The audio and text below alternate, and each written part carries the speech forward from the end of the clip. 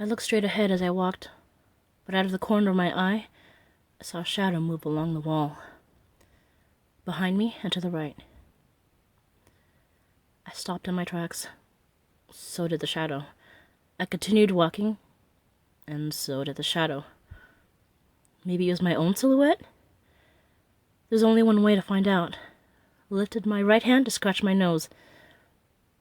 There was no such corresponding movement in the shadow, and it was still following me. I didn't have to actually turn around and look behind me to know that it was a vile monster ghost that I simply called the Green. It was always chasing me and taunting me, whispering horrid threats in my ear, telling me what terrible things it wanted to do to me. And then, once a week, it walked right through the walls of my dorm room and left me in bruises. I realize now that it had been this way ever since I got to this school. I don't know why I kept remembering and forgetting, but I was determined now to always be aware of this terror. Maybe it was just because I wanted to pretend that everything was just fine, and most of the time, it really was. No one else at school knew what the Green even was, so I didn't really open up to anyone else about it. It was just me. It just attacked me. It just hated me. Did it hate me because of my problem with fire?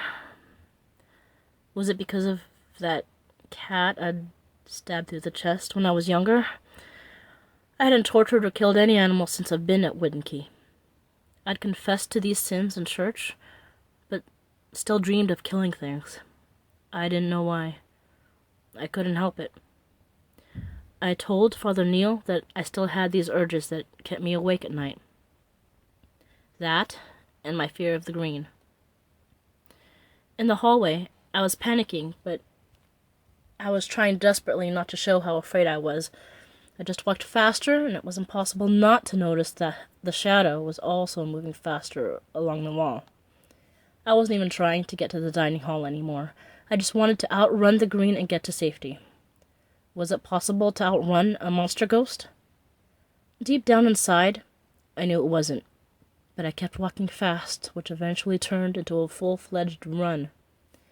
I couldn't afford much extra breath to sob with. Even though I wanted to do that very much, I just kept running, stumbling, and fleeing from the Green, that thing that was creating that shadow. I kept running away from the fear. I rounded the corner. I was now in a small wing that led to the school garden. But I almost wanted to give up. I was so scared. Goosebumps popped up all over, making me feel like my skin was shrinking. And then I heard it. Shoes slapping on the tile right behind me, rapidly.